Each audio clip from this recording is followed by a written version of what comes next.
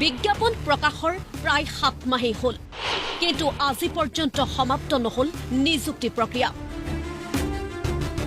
কি হ'ব 5550টা শিক্ষক পদৰ?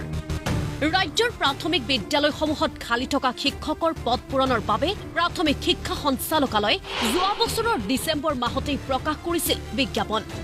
বিজ্ঞাপনটোত নিম্ন প্ৰাথমিক আৰু উচ্চ প্ৰাথমিকৰ 5550টা পদৰ বাবে উত্তীৰ্ণ প্ৰাৰ্থীৰ পৰা বিচাৰিছিল আবেদন।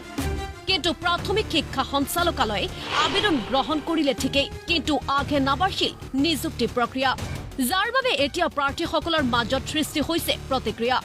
যোৱা 2023 চনৰ ডিচেম্বৰ মাহতে DEE LPUPৰ 5500 পদৰ বাবে 50টা পদৰ বাবে বিজ্ঞাপন মুকলি কৰে। কিন্তু আজি 7 মাহ উকলি গ'ল, কিন্তু তেওঁলোকে কোনো মেৰিট লিষ্ট হওক বা ভেৰিফিকেশ্যনৰ কাম কোনো আৰম্ভ কৰা নাই। আমি টেট উত্তীৰ্ণ প্ৰাৰ্থীখিনিয়ে মানসিকভাৱে হতাশাত ভুগি আছোঁ। ৰাজ্যৰ প্ৰাথমিক শিক্ষা সঞ্চালকালয়ত এই শিক্ষক নিযুক্তিৰ প্ৰক্ৰিয়া গেঠেলা মাৰিলেও BTR শিক্ষা বিভাগে কৰি গৈছে নিজৰ কাম। ইতিমধ্যে BTRত সম্পূৰ্ণ হৈছে নথিপত্ৰ পৰীক্ষণৰ কাম। আমাৰ বিজ্ঞাপন প্ৰকাশৰ পাছতে BTRতো ঠিক একেই শিক্ষকৰ কাৰণে বিজ্ঞাপন প্ৰকাশ পাইছিলে, কিন্তু তেওঁলোকৰ তেতিয়াই ভেৰিফিকেশ্যনৰ কাম আৰম্ভ হৈছিলে। কিন্তু পিছৰ পৰ্যায়ত নিৰ্বাচনৰ বাবে কোড অফ কণ্ডাক্ট যেতিয়া আৰম্ভ হ'ল, তেতিয়া তেওঁলোকৰ ভেৰিফিকেশ্যনৰ কাম বন্ধ কৰি ৰখা হৈছিলে।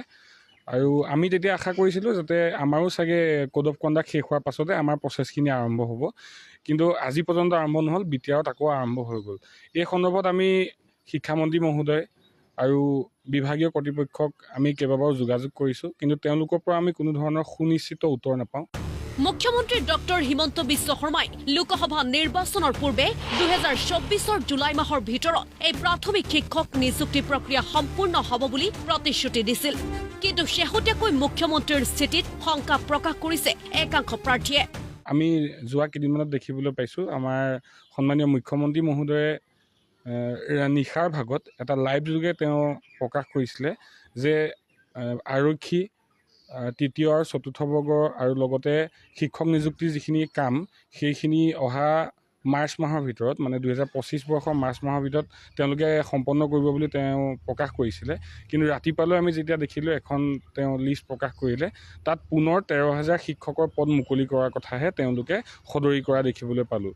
গতিকে আমি এতিয়া অনিশ্চয়তাত ভুগিছোঁ যে আমাৰ যিখিনি বিজ্ঞাপন প্ৰকাশ পাইছিলে সেইখিনি কি হ'ব। প্ৰাৰ্থীসকলৰ এই প্ৰতিক্ৰিয়াৰ পিছত প্ৰাথমিক শিক্ষা সঞ্চালকালয় কি ব্যৱস্থা গ্ৰহণ কৰে সেয়া হ'ব লক্ষণীয়। ব্যুৰো ৰিপৰ্ট, প্ৰতিদিন টাইম।